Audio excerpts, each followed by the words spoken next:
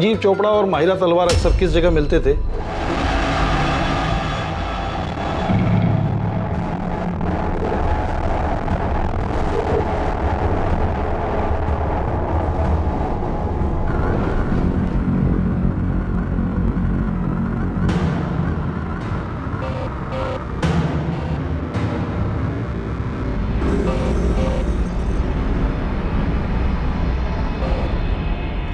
इसका क्या मतलब है तारा?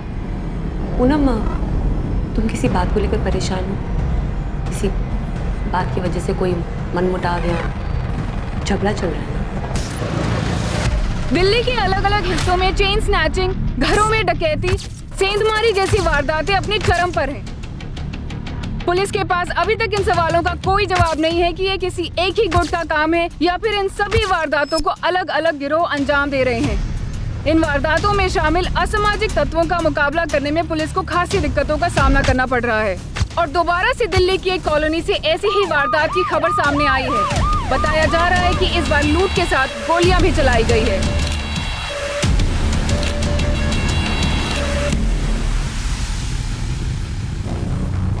सर, दरवाजे पर कहीं भी फोर्स एंट्री के निशान नहीं है। चोर इस ग्रिल को काटकर ही घर के अंदर घुसे होंगे।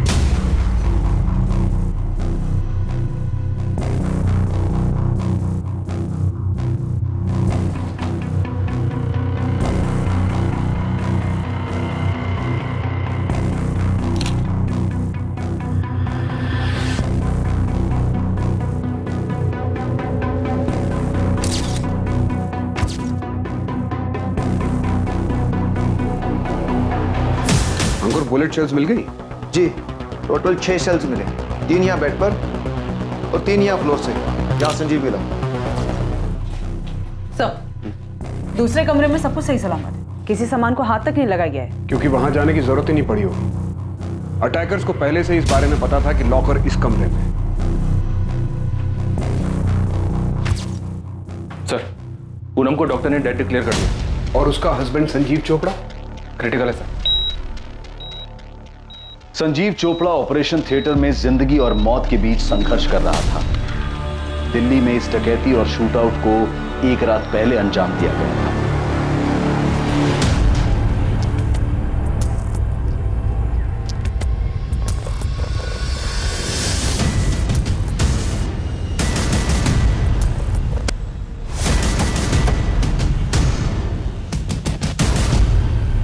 कौन है? अरे कौन है भाई? चोपड़ा हाउस में इस अनहोनी घटना होने का अंदेशा सबसे पहले अखबार बांटने वाले जुनेद अंसारी को हुआ।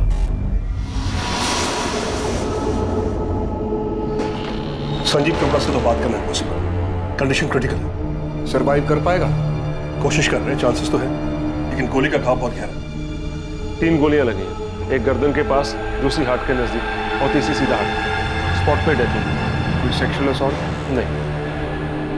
रॉबरीज भी सर दर्द बन गई हमारे लिए।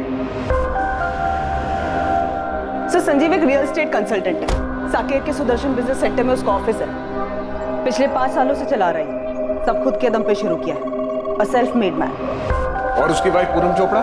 सर, उसका ब्यूटी पार्लर है नीलम एनक्लेव में। पिछले 3 सालों से ये सैलून चला रही है, ठीक ठाक ही चल रहा है। 2 ब्रांचेस और हैं। सर, ये संजीव के पेरेंट्स हैं।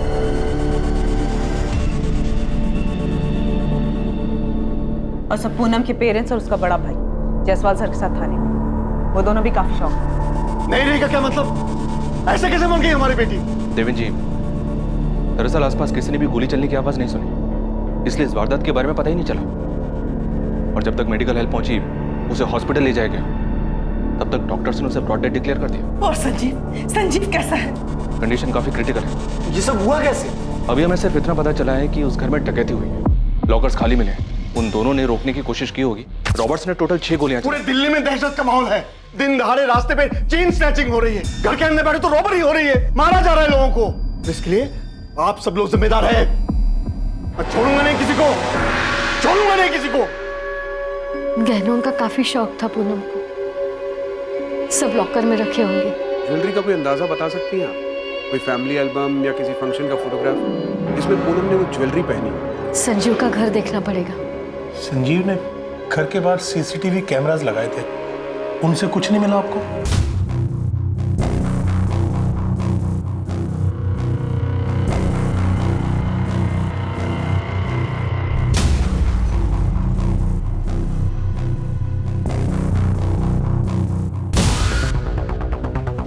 सर,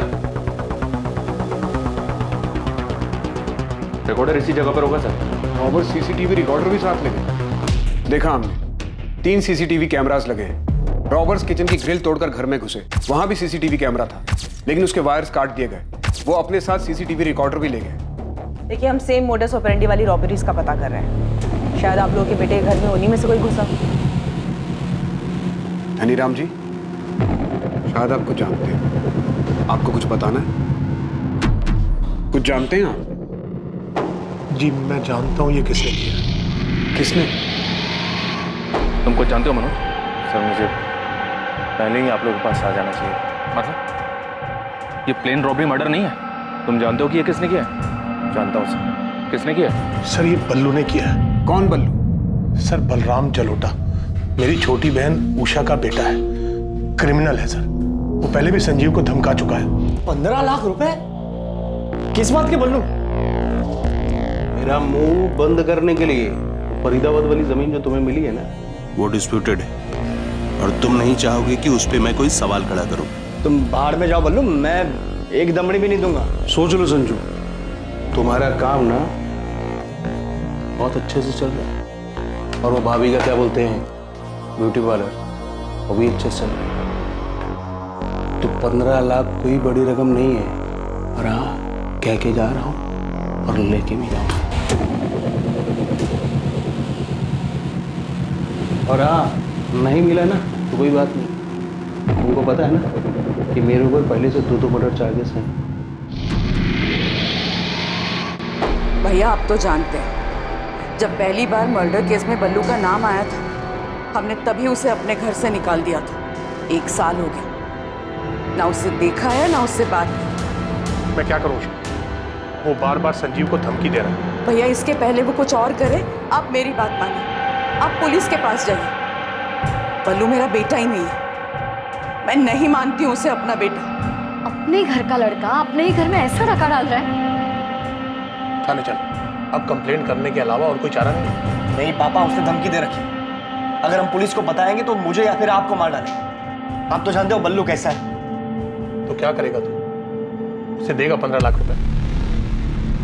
तू अभी के अभी मेरे साथ पुलिस स्टेशन चल। चल सर, 3 हफ्ता पहले हमने इस बलराम के नाम पर मयूरपुरी पुलिस स्टेशन में शिकायत भी दर्ज की थी। बलराम उर्फ बल्लू की सारी डिटेल्स और अपनी बहन का एड्रेस भी दीजिए हमें। संजीव चोपड़ा? मतलब तुम ये कह रहे हो कि तुम्हारे जीजा ने तुम्हारी बहन का मर्डर किया है? इसके पीछे वही है सर। पूनम को डर था कि संजीव उसे मारने की प्लानिंग कर रहा है। क्या कह रही हो पूनम? संजीव तुझे मारना चाहता है? हाँ मनोज, मुझे उसकी आंखों में दिख रहा है, कुछ समय से कुछ ज्यादा ही अच्छा पेश आ रहा है, और मुझे पूरा यकीन है कि उसके दिमाग में कुछ ना कुछ जरूर चल रहा है। अभी तो बहुत सारी अपॉइंटमेंट्स है संजीव, पॉसिबल नहीं हो पाएगा। पूनम, अपॉइंटमेंट्स तो रोज ही रहेंगे यार। एक काम करते हैं, आज पिक्चर चलते हैं, और डिनर भी बाहर ही करेंगे। अब आज तो पॉसिबल नहीं हो पाएगा। मैं खुद नहीं जाता, मैं आता हूँ 15 मिनट में, तुम तैयार रहना बस। समझा करो डार्लिंग यार, आज मूड है। मनोज, मुझे लग रहा है कि संजीव कुछ तो प्लान कर रहा है, मारना चाहता है वो मुझे। आई एम डैम श्योर कि बाहर उसका कोई अफेयर चल रहा है। देखो मनोज, तुम संजीव का नाम ले रहे हो, इसलिए मैं तुम्हें दोबारा बोल रहा हूँ। संजीव की कंडीशन काफी क्रिटिकल है, 50% ही चांसेस है कि वो सर्वाइव कर जाए। सर, ये बात आपने मुझे पहले भी बताई, लेकिन मैं जो कह रहा हूँ ये बात मुझे पूनम ने बताई है। सर, ये रॉबरी नहीं हो सकती। सीसीटीवी रिकॉर्डर गायब, संजीव का काम है सर। ये पूनम को मारना चाहता था वो। सर, मैंने तो पूनम से कहा था कि चल के पुलिस में कंप्लेंट कर दी। तो फिर तुमने कंप्लेंट क्यों नहीं की? तो मुझे वक्त ही नहीं मिला। अभी 1 हफ्ते पहले हमारी बात हुई दशहरे पर, हम मिलकर बैठकर बात करने वाले थे इस बारे में, लेकिन उससे पहले ही ये सब। तुम्हारे पेरेंट्स इस बात को जानते हैं? सर, मुझे नहीं लगता, क्योंकि मैंने नहीं बताई ये बात, और अब ये सब देखकर लग रहा है कि पूनम ने भी माँ बाबा से ये सब बात नहीं कही हो।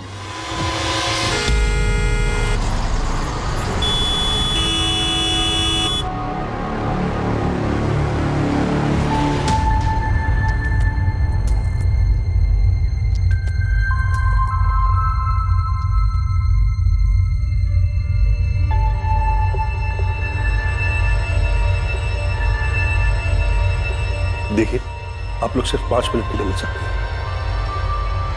डॉक्टर, मेरा बेटा सेफ तो है ना? संजीव के वाइटल पैरामीटर्स को हम लोग मॉनिटर कर रहे हैं। एक बार स्टेबलाइज हो जाएंगे तो हमें दोबारा ऑपरेशन करना पड़ेगा। अभी तो हम यही कह सकते हैं कि condition is still critical. Sanjeev के फोन रिकॉर्ड्स निकलवाओ। दोनों के मोबाइल तो घर पर ही मिले हैं ना? जी सर, मोबाइल चोरी नहीं हुआ। दिल्ली के आज तक के हाउस ब्रेक्स में यही ट्रेंड देखा गया है। लेकिन एक बात अजीब है सर, ये पूनम का भाई मनोज संजीव चोपड़ा का नाम ले रहा है। बिना आग के धुआं नहीं उठता। पड़ोसियों से पता करते हैं। सेल फोन और कॉल रिकॉर्ड्स काफी कुछ बताएंगे। यहाँ रॉबरी के एंगल के साथ बल्लू और मनोज का एलिगेशन, इन दोनों एंगल्स को भी देखना पड़ेगा। और यह भी हो सकता है कि किसी ने रॉबरी की आड़ में छिपकर यह काम किया। बल्लू, अब देखते ही गोली मार दीजिए। बल्लू मेरा बेटा नहीं है वो। और हम नहीं जानते कि वो कहाँ है, और ना ही हमें कोई फर्क पड़ता है। उसने अपने ही भाई को मौत के मुंह पर लाकर छोड़ दिया। उसकी बीबी को मार, आप उसे मार दीजिए। उषा जी, धीरज जी, आप लोगों का गुस्सा और संजीव के परिवार की तरफ आप लोगों की भावना एक तरफ है, लेकिन हमें बल्लू को पकड़ना। और बल्लू वो हमारा बेटा नहीं। जब वो पहली बार अरेस्ट हुआ था ना, हमने सारे रिश्ते तोड़ दिए थे उससे। बलराम जलोटा और बल्लू के नाम से कुछ 1 महीने पहले हमारे यहाँ कंप्लेन दर्ज हुई।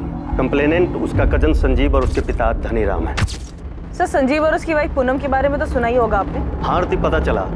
पर बल्लू गाजियाबाद में एक मर्डर चार्जेज में अंडर ट्रायल था। इसी साल मार्च में उसकी बेल हुई। संजीव के कंप्लेन पर हमने इन्वेस्टिगेशन शुरू की। जिस नंबर से बल्लू से धमकियां देता था वो स्विच ऑफ आ रहा था और उसका एड्रेस भी फर्जी निकला। हम यहीं तक पता कर पाए, फिर भी बल्लू का लेखा जोखा ले देकर गाजियाबाद के सेंट्रल जेल तक ही गया, पर उसका कोई पता ठिकाना नहीं। इस तरह का कांड करके वो कहाँ भागा होगा, ये तो अब जाके पता लगाना पड़ेगा। सर, आपको जितनी डिटेल्स मिली है हमें भेज दीजिए। श्योर। संजीव जी और पूनम के बीच अनबन, ये कैसा सवाल है? उनके घर में चोरी हुई है और इसका और उसका क्या? दीदी जी, आप उनके पड़ोसी हैं, आप उन दोनों को अच्छे से जानती होंगी। उनकी शादी को 5 साल हो गए। मैं बस ऐसे ही पूछ रहा हूँ उनके बारे में, उनके आपसी रिश्ते के बारे में। क्या कोई अनबन थी दोनों के बीच? जहाँ तक मैं जानती हूँ, संजीव और पूनम एक दूसरे के साथ काफी खुश थे। यहाँ तक उनकी शादी को 5 साल हो गए थे, पर उनका कोई बच्चा नहीं था। तो एक बार मैंने खुद ही सामने से उनसे पूछ लिया। You know what, प्रीति, मैं और संजीव हम दोनों ही बहुत एम्बिशियस हैं।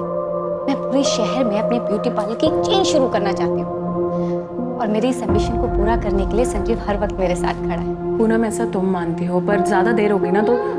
देर वेर से पड़ोसियों और फैमिलीज को लगती है प्रीति, मेरे और संजीव के लिए तो बिल्कुल भी नहीं। इनफैक्ट पिछले महीने ही मेरी ब्यूटी पार्लर की 3rd ब्रांच ओपन हुई, और ऐसे 3 ब्रांचेस मुझे और चाहिए दिल्ली में, और बाहर भी। रही बच्चे की बात तो यार सब बाद में देखा जाए। पूनम और संजीव की लव मैरिज थी, और सच कहूँ तो मैंने दोनों के बीच कभी अनबन नहीं देखी और कभी उन्हें झगड़ते हुए भी नहीं देखा। दोनों मॉडर्न कपल थे, एम्बिशियस। देख नदी, ये है बलराम जलोटा और बल्लू। आपने बताया था मैडम, इसने गाजियाबाद में 2 मर्डर किए थे। हाँ, केस अंडर ट्रायल है। ये बल्लू संजीव की बुआ का लड़का है। नदीम, तू काम पे लग गया। इस बल्लू को ढूंढ के निकाल। बुलेट एक ही टाइप की है, लेकिन दोनों अलग अलग गन से चली। तुम बोल रहे हो कि 2 गन्स यूज हुई, पर दोनों गन्स एक ही मेक की है। बिल्कुल सही राठौर, एक जैसी 2 गन। तो हम ये मान सकते हैं कि हमलावर 2 लोग रहे होना चाहिए, लेकिन घर में कोई निशान नहीं मिला, कोई फिंगरप्रिंट्स भी नहीं और किसी भी तरह का कोई निशान नहीं।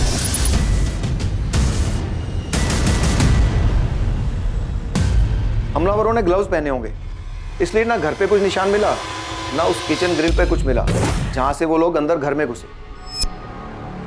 .25 कोलेट गन यूज हुई। काफी कॉमन गन है। हाँ, कई सारी गैंग्स इसे यूज करती हैं, और ग्रे मार्केट में भी बिना लाइसेंस के बड़े आसानी से मिल जाती है।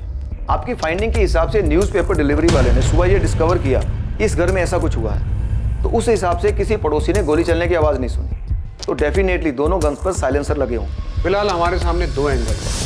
पहला एंगल संजीव का कजन बलराम जलोटा उर्फ बल्लू, जो ऑलरेडी क्रिमिनल है, और दूसरा एंगल संजीव खुद, जैसा कि पूनम का भाई मनोज बता रहा। दोनों इंटरनल एंगल्स हैं, घर से जुड़े हुए। हम ये भी सोच रहे हैं कि इस सब से परे ये किसी गैंग का काम हो सकता है। क्राइम का मोटिव इंटरनल हो सकता है, लेकिन सीन ऑफ क्राइम से ऐसा लगता है जैसे किसी हिस्ट्री शीटर्स की इसमें इन्वॉल्वमेंट। किसी पुराने हिस्ट्री शीटर से बात करके देख, वो इस क्राइम सीन को अच्छे से रीड कर सकता है। क्या कान भरे हैं तुम लोगों ने पुलिस के? उधर हॉस्पिटल में संजीव की माँ संजीव के लिए परेशान है, संजीव क्रिटिकल है, और तुम लोग कह रहे हो कि मेरा बेटा तुम्हारी बेटी को मारना चाहता था। अगर संजीव पूनम को मरवाना ही चाहता था तो वो अपने ऊपर गोलियां क्यों चलवाता? और ये मनोज, दिमाग खराब हो गया इसका, कुछ भी बके जा रहा है। पूनम ने मुझे ये बात खुद बताई थी कि डर है उसे कि संजीव उसे मारना चाहता था। क्या डर? क्यों डर रही थी पूनम? क्योंकि संजीव का अफेयर चल रहा था। मनोज, मुझे लग रहा है कि संजीव कुछ तो प्लान कर रहा है, मारना चाहता है वो मुझे। I'm damn sure कि बाहर उसका कोई अफेयर चल रहा है। अफेयर चल रहा है? किसके साथ? अभी तो नहीं जानती, पर बहुत जल्दी जान जाऊंगी। कैसे? पता करवा रही हूँ मैं। पर इतना तो यकीन है कि संजीव अंदर ही अंदर कुछ तो प्लान कर रहा है। क्या पता कर रही थी पूनम? उसे क्या मिला? उसने सबको बताया क्यों नहीं? बोलो। अरे मिलता कैसे? ये सब तो उस बल्लू का क्या धरा था? वो मेरे बेटे को धमका रहा था और इस बात को पूनम अच्छी तरह से जानती थी। अगर पूनम को किसी बात से डर लग रहा था तो उसे तुझे कहकर ही चुप क्यों हो गई? और किसी से क्यों नहीं कहा? यही बात तो मैं पूछ रहा हूं उससे। मुझे नहीं पता कि उसने किसी और से ये बात क्यों नहीं कही। अभी एक हफ्ते पहले दशहरे के दिन मेरी उससे बात हुई। अब मैं इतनी बड़ी बात खुद से झूठ तो नहीं कहूंगा ना पापा। तो क्या हम बल्लू की बात निकालकर झूठ बोल रहे हैं? पूनम भी अच्छी तरह से जानती थी कि बल्लू संजीव को धमका रहा है। हमने उसकी पुलिस कंप्लेंट भी की थी। सर, एक कड़ी मिली है, जितेंद्र प्रसाद नाम है, अभी तिहाड़ जेल में है। ऐसे ही सिमिलर केस में कन्विक्ट हुआ है, रॉबरी कम मर्डर। जेल एसपी को इन्फॉर्म करो, मुझे अभी जितेंद्र प्रसाद से बात करनी है। आधे घंटे में पहुंच रहा हूँ। ओके सर, मैं मैसेज भिजवाती हूँ। फोटो मत दिखाइए साहब, मैं जानता हूँ ये क्या है। तो फिर बता जी, तेरा गैंग भी 6 महीने पहले तक यही करता है। मैं अभी का बता सकता हूँ सर। ये जो इतनी सारी चोरियां हो रही हैं ना, इन सब के पीछे 2 कोड़ी के गैंग हैं। चाकू और कट्टे से ज्यादा औकात नहीं है। और आप कह रहे हैं कि यहाँ 0.25 वॉलेट का इस्तेमाल हुआ। बड़ा शातिर है तुम। आगे बता, कौन सा गैंग होगा? ये पूरा क्राइम सीन मुझे नहीं लगता ये किसी गैंग का काम है।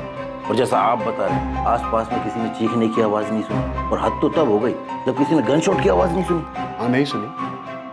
गन पर साइलेंसर होगा। आप ही सोचिए साहब, ऐसा कौन सा रॉबरी करने वाला गैंग है जो गन में साइलेंसर लगाकर ढाका डालने जाता है और अंदर घुसते ही सीधा गोलियां चलाना शुरू कर देता है? ये किसी चोरी चकारी करने वाले गैंग का काम है ही नहीं। ये जो भी है पक्का जान से मारना। और जैसा आप बता रहे हैं ना, वो एक बंदा बच गया, वो गलती से बच गया होगा या वो चेक करने में उनसे गलती हुई होगी। सही मायने में तो ये रॉबरी एक बहाना है, वो लोग इन दोनों को जान से मारने। बल्लू नाम सुना है? बल्लू? बलराम का लौटा? हाँ। कहाँ मिलेगा? पिछले 6 महीने से अंदर सर। ताज़ा अपडेट तो पता नहीं है, लेकिन हाँ शायद गाजियाबाद जेल में बंद है वो। वहाँ से तो बेल पे निकला था। फिर तो आप ही जानो था। वैसे ये कांड बल्लू ने किया? हाँ, ऐसी इन्फॉर्मेशन है हमारे पास, क्योंकि इस कांड में जो बंदा बुरी तरह से इंजर्ड हुआ है वो बल्लू का कजन है। मैंने पहले ही बोला था, ये आपसी रंजिश का मामला है, किसी गैंग का इसमें कोई हाथ है ही नहीं। सर, मैं पूनम का पार्लर मैनेज करती हूँ। वो मुझसे कभी भी अपनी पर्सनल लाइफ डिस्कस नहीं करती थी। कुछ तो सुना होगा तुमने। अच्छा, कभी कुछ सेंस किया तुमने कि वो अपने पति से किसी बात को लेकर डर रही है? मैं कैसे सेंस करती? मुझे फ़ोन पर पूनम की बातें सुनने का कोई शौक नहीं था। हाँ, इतना समझती हूँ कि पूनम ने पार्लर में काफ़ी पैसा इन्वेस्ट किया था और वो नई ब्रांचेस भी खोल रही थी। मैं आपको इतना बता सकती हूँ कि वो अपना पार्लर बिजनेस में फ्यूचर पता करने के लिए कुछ लोगों से मिल रही थी, उनसे बातें कर रही थी। किससे बात करती थी वो? एक टैरो कार्ड रीडर है, पूनम हमेशा उसके पास जाती थी। Tarot card reader? हाँ, वो कार्ड देखकर किस्मत के बारे में बताते हैं ना, ऐसा ही कुछ।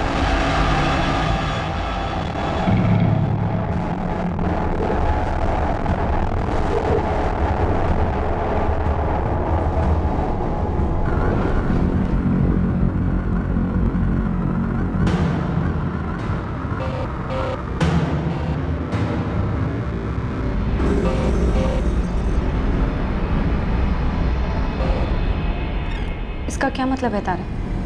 पूनम, तुम किसी बात को लेकर परेशान हो? किसी बात की वजह से कोई मनमुटाव या झगड़ा चल रहा है ना? तारा भदौरिया नाम है उसका, टैरो कार्ड रीडर है। इसका फोन नंबर एड्रेस है तुम्हारे पास? पूनम के फोन रिकॉर्ड में भी दिख रहा है, उसकी रेगुलरली बात होती रही है तारा भदौरिया से। तो उसका एड्रेस और फोन नंबर मुझे भी मिला है। फोन नहीं कर रहा हूँ, सीधा फेस टू फेस जाके बात करता हूँ। संजीव के फोन रिकॉर्ड्स में कुछ खास? कुछ सस्पिशियस नहीं मिला सर। संजीव की अपने पेरेंट्स, अपनी वाइफ पूनम और कुछ दोस्तों से बात होती, पर हाँ, पूनम के कॉल रिकॉर्ड में बहुत सारे नंबर मिले। जाहिर सी बात है, एम्बिशियस थी, अपने बिजनेस को बढ़ाना चाहती थी। रियल एस्टेट कंसल्टेंट है संजीव चोपड़ा। एक नंबर से तो काम नहीं चलता होगा उसका, जरूर उसके पास कोई दूसरा नंबर भी होगा। सर मैं दूसरे नंबर का पता कर रही थी। वैसे संजीव ने अपने ऑफिस में भी सीसीटीवी कैमरास लगवाए थे, मैंने उसके फुटेजेस मंगवाए।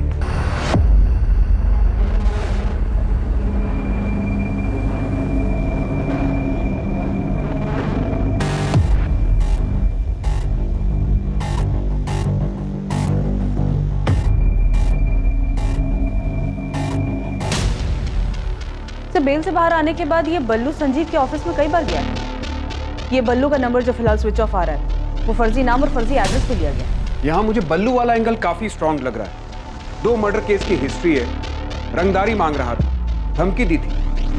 तो मैं मनोज को क्या सूझी संजीव का नाम लेने की? कहीं वो खुद का पर्सनल एंगल लगाकर कोई कहानी तो नहीं सुना रहा? क्या पूनम ने सच में मनोज से संजीव के अफेयर के बारे में कुछ कहा होगा? बेटा, पूनम ने क्या सच में तुझसे कहा था कि संजीव उसे मारना चाहता है? नहीं माँ, मैंने जानबूझकर बोली ये बात क्योंकि मुझे अच्छा नहीं लग रहा कि घर में चोरी हुई, मेरी बहन मर गई और वो संजीव बच गया। जब पूनम ने मुझे ये बात बताई थी तो मुझे अजीब लगा था, और अब और अजीब लग रहा है जब मेरे माँ बाप मुझ पर ही शक कर रहे हैं। अरे आप लोग ही बताइए, मैं झूठ क्यों बोलूंगा और मैं जानबूझकर इन्वेस्टिगेशन को गलत दिशा क्यों दूंगा? लेकिन बेटा, पूनम ने ना मुझसे कुछ कहा ना तेरे पापा से। अब उसने कुछ नहीं बताया तो मैं क्या करूंगा? और कसम से माँ, मुझे भी कुछ दिन पहले ही बताया उसने, और हो सकता है कि वो तुम्हें बताने वाली हो, लेकिन उससे पहले ये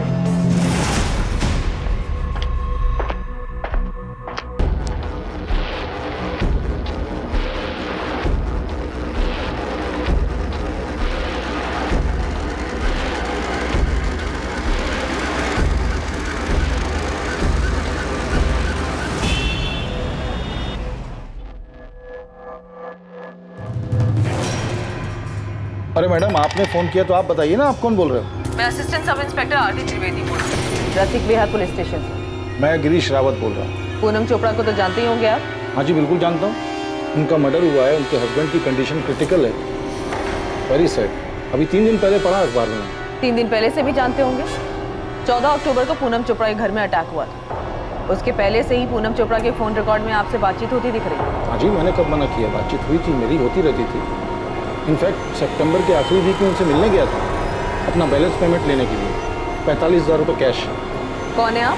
मैं गिरीश रावत, प्राइवेट डिटेक्टिव। शादी की कोई इंक्वायरी हो, डिवोर्स का कोई मैटर हो, अफेयर का चक्कर पता लगाना हो, पति पत्नी के बीच में कोई डाउट हो, ये सारी इन्फॉर्मेशन इन्वेस्टिगेशन फुल सीक्रेसी के साथ यानी गोपनीय तरीके से करता हूँ। आप दिल्ली नगरी न्यूज़पेपर के 4थे पेज के दाहिने साइड की चौकड़ी में देखिए, वहाँ मेरा ऐड रोज आता है, गिरीश रावत प्राइवेट डिटेक्टिव। पूनम चोपड़ा के लिए इन्वेस्टिगेशन कर रहे थे आप? उसके पति का अफेयर था? हाँ जी, बिल्कुल था। सुन के धक्का लगा आंटी। क्या बोल रहे हैं डॉक्टर? पता नहीं बेटा, डॉक्टर कह रहे हैं कोई नर्व अफेक्ट हुआ है। ट्रीटमेंट पे रिस्पॉन्ड तो कर रहा है संजीव, लेकिन अभी तक उसे होश नहीं आया। बोल रहे हैं कि ब्रेन में कहीं कुछ गड़बड़ हुई है। यहाँ संजीव आंख नहीं खोल रहा है और वहाँ पूनम का भाई मनोज कह रहा है संजीव पूनम को मारना चाहता था। बकवास कर रहे हो आंटी, इन सब के पीछे बल्लू का हाथ हो सकता है। हमने भी पुलिस को यही कहा कि बल्लू ने धमकी दी थी संजीव को मारने की, और उसने ऐसा किया भी, लेकिन पुलिस को बल्लू मिल ही नहीं रहा। ये 100% बल्लू का ही काम है राठौर, कर सकता है। 1 साल पहले हमने उसे अरेस्ट किया था मर्डर चार्जेस में, तब उसके पास से ये .25 कोलेट गन रिकवर हुई। हमारे केस में ये मर्डर वेपन था और बल्लू ने ये गन उस्मान शेख से खरीदी। शूट कर रही है आपके हाथ में बल्लू भैया, शूट करने के लिए एकदम मक्खन है ये। .25 बुलेट। दोनों को मारना है उस्मान, हल करके देख लो। जिस डबल मर्डर केस में बल्लू को बेल मिली उसमें यही गन यूज हुई थी? हाँ, यही गन रिकवर हुई थी बल्लू के पास। तुम्हारे यहाँ जो कांड हुआ उसमें बल्लू ही शामिल है। उसने संजीव से कुछ पैसे वैसे मांगे थे, संजीव ने नहीं दिए होंगे। गलती हमारी तरफ से भी हुई है। बल्लू को बेल मिलने के बाद से हर हफ्ते उसकी हाजिरी लगवानी, पर सितंबर के दूसरे हफ्ते के बाद से वो आया ही नहीं। और कैसे कट रही तेरी जिंदगी बल्लू? बस कट रही प्रदीप जी। कुछ सीधा चालू किया या फिर वही उल्टा काम? उल्टा पुल्टा सारे काम एकदम बंद। अभी आजकल वो भाई के साथ वो क्या बोलते हैं, जमीन खरीदने बेचे का प्रॉपर्टी डीलिंग ना, उसके काम में हाथ धर मार रहा हूँ। उधर भी तू रंगदारी झाड़ रहा होगा। 14 सितंबर को बल्लू आखिरी बार आया था, फिर कांस्टेबल प्रदीप भारती छुट्टी पर गए। बाकी यहाँ पर किसी को ध्यान नहीं आया बल्लू का। और वहाँ मयूरपुरी थाने में संजीव और उसके फादर ने बल्लू की कंप्लेन कर दी थी और वहाँ के पीआई गाजियाबाद जेल में इंक्वायरी करे। बात यहाँ तक आई नहीं। और जब मैंने कांस्टेबल भारती से पूछा तो उसने यही कहा कि उसे पहले से ही शक था कि बल्लू किसी एक्सटॉर्शन के जुगाड़ में ही लगा हुआ है। शरद, मुझे उस गन सेलर उस्मान शेख की डिटेल्स चाहिए। अभी तो हमारे हाथ में नहीं है, लेकिन उस्मान शेख के लिए 1 साल से मेनहंट जारी है। कोई साथी भी था क्या बल्लू का? नहीं, जहाँ तक हमें पता है बल्लू अकेला ही काम करता है। यहाँ तो 2 लोगों के होने के चांसेस हैं। अगर इसमें बल्लू था तो उसके साथ कोई और भी था, क्योंकि गोलियां 2 लोगों ने चलाई हैं। मैं पता करता हूँ, देखते हैं उसके साथ कोई साथी था या नहीं। लेकिन फिलहाल हमें उस्मान शेख को ढूंढना होगा। बल्लू की पुरानी गन तो हमारे पास है। बल्लू दूसरी गन के लिए 100% उस्मान के पास ही गया होगा।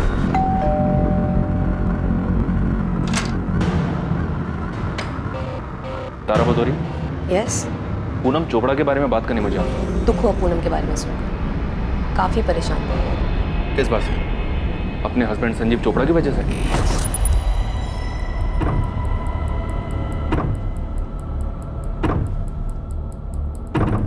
पूनम जानना चाहती थी कि उसके हस्बैंड का अफेयर किस लड़की के साथ था, और ये जानना मेरे लिए चुटकी बजाने के बराबर था।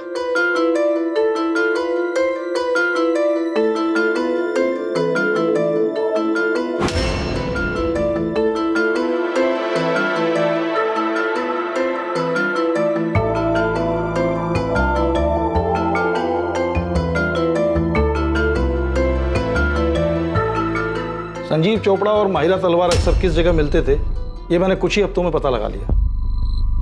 इस लड़की का नाम माहिरा तलवार है? हाँ जी, माहिरा तलवार, उम्र 27 साल। ये साकेत के एक सुपर स्टोर में सेल्स वुमेन का काम करती है। थर्सडे को माहिरा की छुट्टी होती है। इस दिन वो और आपके हस्बैंड दोनों गुरुग्राम के एक होटल में मिलते हैं। बाकी फ्राइडे टू वेडनेसडे कॉफी पे मिलते हैं रोज। ये सब कब से चल रहा है उन दोनों के बीच? देखिए, साथ में सिर्फ कॉफी ही नहीं पीते, फिजिकल रिलेशन भी है। और ये सब रातों रात नहीं होता। मेरे ख्याल से कम 1 साल से साथ में है। मतलब संजीव मुझे धोखा दे रहा है ना? संजीव और माहिरा के बारे में मुझे जो कुछ मालूम पड़ा मैंने सब कुछ पूनम को बता दिया। हाँ, एक बात और, रौनक विहार में माहिरा अकेली रहती है, 1 BHK अपार्टमेंट। लेकिन संजीव के फोन रिकॉर्ड में तो हमें इस माहिरा का नंबर नहीं मिला। 4440981 संजीव का दूसरा नंबर। पूनम ने अपने भाई से कहा था कि उसे डर है कि संजीव उसे मारने का प्लान कर रहा है। ये बात तुम जानते थे? जी, वो अपने हस्बैंड को लेकर काफी परेशान थी। उसका हस्बैंड उसे जान से मारना चाहता था, इसलिए उसने ये खुलकर कहा था उससे। क्या संजीव उसे मारना चाहता था? हाँ, अभी आपने तो कहा कि वो संजीव को लेकर काफी परेशान थी उसके अफेयर की वजह से। नहीं इंस्पेक्टर, मैंने आपसे ये कहा कि मैं ये जानती हूँ कि पूनम अपने हस्बैंड को लेकर परेशान थी, लेकिन मैं ये बिल्कुल नहीं जानती थी कि संजीव उसे मारना चाहता था। तो फिर आप और क्या जानती हैं? मैं ये तो नहीं जानता कि ये सब हुआ कैसे, पर आप उल्टा कह रही हैं। मैं आपकी बात मान लेता अगर आप ये कहती कि पूनम अपने हस्बैंड को मारने का प्लान बना रही थी। क्या पूनम भी अपने हस्बैंड को मारने का प्लान बना रही थी? देखिए इंस्पेक्टर, मुझे कोई अंदाजा नहीं है कि संजीव पूनम को मारना चाहता था। मैं बस इतना जानती हूँ कि पूनम संजीव से बहुत परेशान थी और वो उसको सबक सिखाना चाहती थी। उसे जान से मारकर? ये मैं नहीं जानती। मैं बस ये जानती हूँ कि पूनम अपने हस्बैंड को तकलीफ पहुंचाना चाहती थी।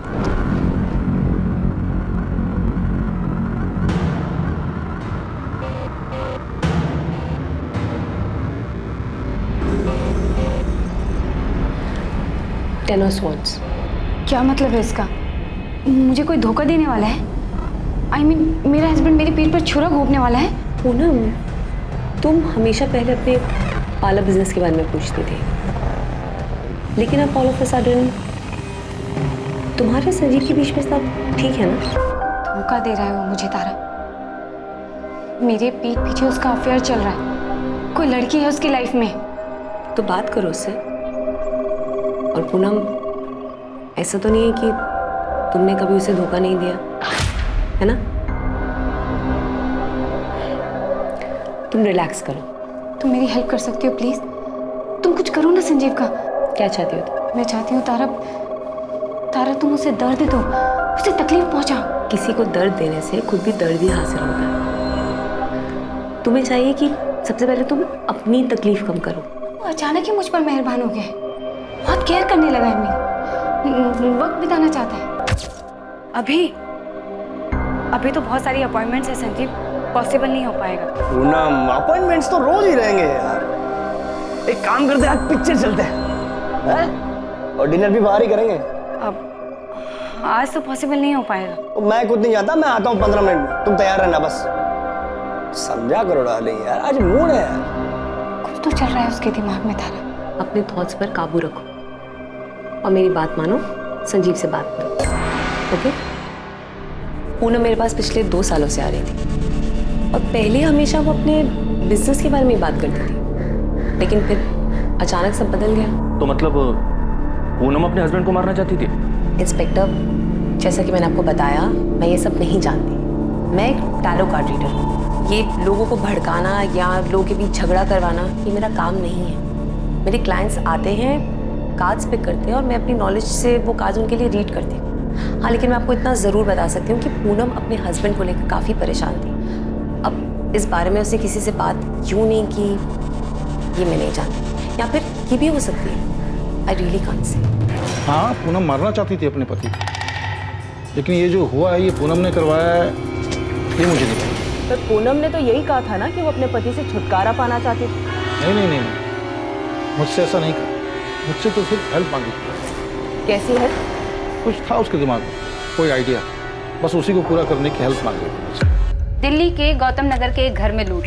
चांद विहार में लूट के वक्त लुटेरों को रोकने की कोशिश में घर का एक आदमी मारा गया। मयूर विहार में। पूनम जी, आप मुझसे क्या चाहती हैं ये बताइए। गिरीश जी, मुझे अपने पति से छुटकारा पाने के लिए आपकी हेल्प चाहिए। देखिए, आप घबराइए मत, सब कुछ रॉबरी जैसा ही लगेगा। पूनम जी, देखिए ये मेरा काम नहीं है। आपने अपने हस्बैंड के बारे में जानकारी चाहिए, मैंने आपको दी। अब आपको एडवाइस दे सकता हूँ कि आप उनसे डिवोर्स लीजिए और उनसे अलग रहिए, लेकिन ऐसा जो आप चाह रही हैं ये मेरा काम नहीं है। ये क्राइम है, पागलपन है, और मैं आपको बताऊं, ऐसी सोच को अपने ऊपर हावी मत होने दीजिए आप। यू आर राइट, मुझे अपने हस्बैंड से बात करनी चाहिए। गिरीश जी, जब आपको मालूम था तो आपने हमें सामने से कॉल क्यों नहीं किया? क्या बताता मैडम मैं आपको कि उसके दिमाग में क्या चल रहा है, ये बताता? यस, यही बताते। आपको पहले से अंदाजा था कि ऐसा कुछ होने वाला है, जो कि हुआ भी। पहले हमें लगा कि रॉबर गैंग का काम है, बाद में ये पूनम के भाई ने बताया कि संजीव उसे मरवाना चाहता है, फिर ये बल्लू का नाम सामने आया। अब आपसे पता चल रहा है कि पूनम भी अपने हस्बैंड को मरवाना चाहती थी। मैडम, ये कोरा ख्याल था उसके मन का, वो अपने पति की अफेयर को लेकर परेशान चल रही थी, तो आ गया होगा उसके दिमाग में ऐसा कुछ। ये सिर्फ और सिर्फ ख्याल था, जो कि अब हकीकत है। गिरीश जी, उस टैरो कार्ड रीडर तारा ने भी यही कहा था सर कि पूनम अपने हस्बैंड को सबक सिखाना चाहती थी। और सर, उस डिटेक्टिव गिरीश ने भी यही कहा था कि पूनम रॉबरी की आड़ में मर्डर का प्लान बना रही थी, जो कि ऑफ कोर्स उल्टा पड़ गया। साला भाई ढिंडोरा पीटता है कि उसकी बहन को डर था कि उसका पति उसे मारने वाला है। यहाँ तो पूरा ही उल्टा है। खबरी नदीम का फोन है सर, हो सकता है हमलावरों के बारे में कुछ हाथ लगाओ। हाँ नदीम बोल, क्या खबर है? नाम लिखिए साहब, कमलेश रंजन और पंकज दास, ये दोनों शामिल है। क्या हिस्ट्री इनकी? एमपी की है साहब, और ये वैसे भी कोई नॉर्मल रॉबरी नहीं थी साहब। इन दोनों को हायर किया गया था पूनम चोपड़ा को मारने के लिए। पूनम चोपड़ा को मारने के लिए?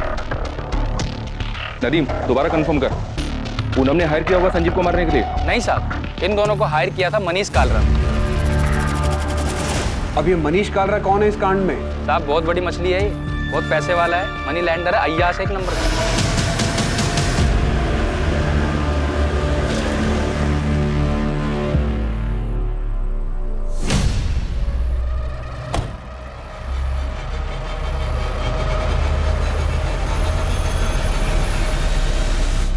प्लान रेडी समझिए मनीष सेठ, बस आप फाइनल कीजिए कि कब, कैसे और कहाँ मारना है आपकी इस पूनम चोपड़ा को। जैसे मारना है मारो, लेकिन तड़प तड़प के मरनी चाहिए, इतना याद रख। आप उसकी फिक्र मत करो, आप हमारा 2 लाख एडवांस दो। खुशखबरी जल्दी मिलेगी, टीवी देखते रहना, और बाकी के 5 लाख रेडी रखो। इस कांड के लिए कमलेश रंजन और पंकज दास ने अपने साथ तीसरे बंदे को भी मिलाया था। उस तीसरे बंदे का नाम है बद्रीनाथ दुबे। उसने मुझे खुद से फोन करके ये सब बताया। क्या जानता है इस कांड के बारे में बद्रीनाथ? जो तुमको चाहिए वो सब पता है मुझे, मैं सब कुछ जानता हूँ, लेकिन हाँ, जब तुझे मलाई मिलेगी ना तो मुझे भी याद रखना। ठीक है, चल बता। कमलेश रंजन और पंकज दास भी मुझे पैसे देने वाले थे। ये समझ लो कि मैं भी उस कांड में शामिल था, लेकिन सालों ने मेरे से उस पूनम चोपड़ा की सारी फील्डिंग करवाई। ब्यूटी पार्लर से घर, घर से ब्यूटी पार्लर, कहाँ जाती है, कहाँ रुकती है, सारा डिटेल दिया उनको। उन्होंने लूटा भी, कांड भी किया और उस मनीष सेठ से पैसे भी उठाए, पर जैसे ही पैसे मिले मुझे भूल गए। अब फोन बंद करके बैठे हैं। देख लो साहब, हम यहाँ ये एंगल खंगाल रहे हैं और ये कांड हुआ है ये मनीष कालरा के कहने। मनीष कालरा? हाँ, मनी लेंडर है। हाँ जानती हूँ, उसने पूनम के पार्लर में पैसे लगाए हैं। पूनम का अच्छा दोस्त है। दोस्त है? और क्या बताया तुम्हें उन दोनों के बारे में? अच्छा, उन दोनों की दोस्ती में कोई दरार आ गई थी क्या? सर इसका तो मुझे कोई अंदाजा नहीं है, पर आप ऐसा क्यों पूछ रहे हैं? मनीष ने कुछ किया है क्या? वो भी हम जल्दी ही पता लगा लेंगे।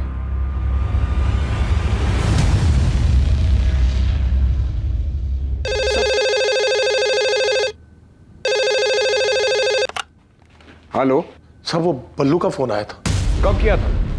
कहाँ से किया था ये तो नहीं बताया, लेकिन वो सब कुछ जाना, सब कुछ। ये भी कि संजीव आईसीयू में है और उसने फिर से धमकी दी है अधूरा काम पूरा करने की। हेलो। कहा मामा? संजीव के पास नहीं हो क्या? बल्लू? चलो अच्छा है, आवाज से पहचान लिया मामा ने। मेरे भाई के घर से मुझे बस 2 लाख कैश और चुटर पुटर में 1.5 लाख की ज्वेलरी मिली, पर जान बचाने के लिए उसे तो 15 लाख देने थे। सुना है अभी भी सांसें चल रही हैं उसकी। बल्लू कहाँ है तू? आपके पीछे खड़ा हूँ मामा। बस इतना समझ लो कि बहुत सांसें खींच ली हैं संजीव ने। अब और जीना है उसको तो मुझे पैसे दे दो, देर नहीं हुई अभी, वरना कब कितना खून पानी ऊपर नीचे होता है उसका हर खबर मिलती है मुझे। 1-2 पाइप निकाल दूंगा, पूरा ऊपर पहुंच जाएगा। बल्लू, बल्लू सर, ये इसी नंबर से कॉल आया था। आप फिक्र मत कीजिए धनीराम जी, संजीव के लिए कांस्टेबल लगा रहा हूँ यहाँ। पहले दिन से हम लोग यही कह रहे हैं कि ये सब बल्लू ने किया है। पता नहीं वो मनोज बार बार संजीव का नाम क्यों ले रहा है। वो बिजनेस तुम्हारा है पूनम, अब वो मुनाफे में रहे या घाटे में मुझे उससे कोई मतलब नहीं। मुझे नहीं पता कि संजीव ने तुम्हारा साथ किस लिए दिया, लेकिन मैं फेवर नहीं कर सकता। हो प्लीज, मैं तुमसे फेवर मांग भी नहीं रही हूँ मनोज। मैं सिर्फ पापा जी के गुरुग्राम वाले फ्लैट की बात कर रही हूँ। हाँ तो वो फ्लैट मेरे नाम पर? हाँ है तो, उसमें मेरा भी हिस्सा है। शायद तुम भूल रही हो, उस फ्लैट के हिस्से के बदले में पापा जी से तुमने बहुत पैसे ले लिए और शायद बर्बाद भी कर दिए। मेरे सिर्फ एक केस करने की देर है मनोज, समझे? तो डिस्प्यूटेड प्रॉपर्टी हो जाएगी वो, और उसमें मेरा भी शेयर है, शायद तुम भूल रहे हो। हाँ तो तुमने अपने शेयर के बदले में कैश ले लिया है ना? मनोज मुझे सिर्फ पैसे चाहिए, एनी हाउ जरूरत है मुझे। अब चाहे तुम मार्केट रेट पे 50% कैश दो या फिर फ्लैट बेचकर मुझे पैसे दो। तुम बहुत सेल्फिश हो। तो तुम्हें भी अपनी छोटी बहन के लिए अपने दिल में थोड़ी सी बड़ी जगह कर लेनी चाहिए।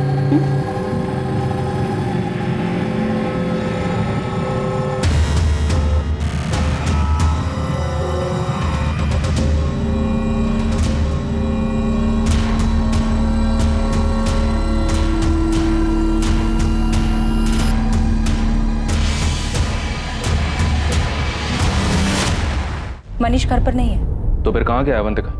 कुछ काम से बाहर गए हैं। और कब गया? 2 दिन पहले। आपका पति 2 दिन से घर नहीं लौटा, पता नहीं कहाँ गया है, और आप ऐसे ही आराम से घर में बैठी हैं। क्योंकि वो कह कर गए हैं कि उन्हें आने में टाइम लगेगा। वो जहाँ कहीं भी छुपा हुआ है ना, उसको बता देना। जल्दी नहीं लौटा तो पूरे परिवार के लिए मुश्किल खड़ी हो जाएगी। मेरे पति किसी को नहीं मरवा सकते, आप उन पर गलत इल्जाम लगा रहे हैं। तो बता देना उसको, यही बात थाने आकर बता दे हमें। समझ में आया?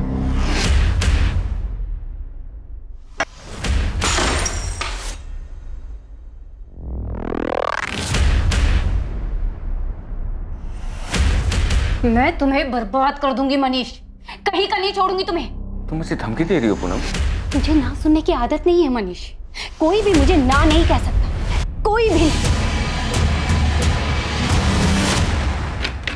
सर, संजीव के फादर को जिस नंबर से कॉल आया था वो नंबर फिलहाल स्विच ऑफ है। कल सुबह तक इस नंबर की डिटेल्स हमारे पास होंगी। और सर ये डिटेक्टिव गिरीश, ये मुझे कुछ ठीक नहीं लग रहा है। इसके पीछे मैंने अपने कुछ आदमी लगा दिए। अब ये मत कहना कि इसमें उसका भी कोई रोल है। सर क्या है क्या नहीं ये तो नहीं पता, पर हाँ ये गिरीश जिस तरीके का काम करता है, हिस्ट्री शीटर तो उसके कांटेक्ट में होंगे ही। तो क्या गिरीश ने हमें सिर्फ सुनाने के लिए कहानी बनाई है? चांसेस हैं सर। मेरा सवाल पूरा होने से पहले गिरीश का जवाब सामने उतरा। सर उसे देख के लग रहा था कि वो तैयार बैठा है। तो मुझे लगता है पूनम के लिए गिरीश ने किलर्स अरेंज किए होंगे, पर दाव उल्टा पड़ गया, पूनम मारी गई और किस्मत से संजीव बच गया। पूनम का भाई मनोज खोसला, क्या मिला उसके बारे में? इंटरेस्टिंग, ठीक है, काम आएगा अपने। तो बहुत दिमाग लगा के इस गिरीश ने कहानी बनाई कि पूनम उसके पास रॉबरी और मर्डर का प्लान लेकर आई। तो जो कहानी हमें गिरीश ने सुनाई उसमें सारे एंगल्स हैं। तो मुझे ऐसा लगता है कि गिरीश जैसे शातिर आदमी ने ये सारा प्लान रचाया है। सबके सब बहुत शातिर लोग हैं सर। किसी की क्रिमिनल हिस्ट्री, किसी की आपसी रंजिश। एक ये बल्लू है जो संजीव से पैसे मांग रहा था, और दूसरा ये मनीष कालरा। कहने को तो पूनम का इन्वेस्टर दोस्त है, पर इन दोनों के बीच चल क्या रहा था कुछ पता नहीं। और अब तो मैं इस डिटेक्टिव गिरीश रावत के ऊपर डाउट है कि इसने पूनम की हेल्प की होगी इस कांड को करवाने में। और इस सबसे अलग पूनम का भाई मनोज, वो संजीव के नाम का ढोल पीट रहा है सर। तो संजीव और मनोज के बीच में क्या चल रहा था अब तो उसके होश में आने के बाद ही पता चलेगा। पर अभी तो हमें मनीष का पता लगाना होगा और साथ ही गिरीश रावत पर भी नजर रखनी होगी, और इनके साथ बल्लू, कमलेश रंजन और पंकज दास को ढूंढना होगा। अगर ये दोनों मिल गए तो समझो आगे की कहानी भी मिल गई।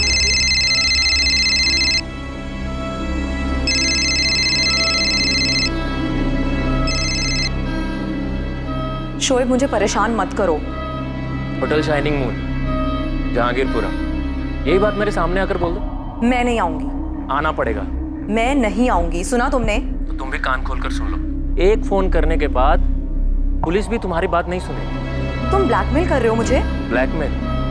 तुमने मर्डर किया है माहिरा, पूनम को मार दिया है तुम, और संजीव को मरने के लिए छोड़ दिया। तो कभी भी मर सकता है। मैंने कुछ नहीं किया है। होटल शाइनिंग मून 12 बजे आ जाना। किसी को कुछ नहीं पता चलेगा कि तुमने क्या किया।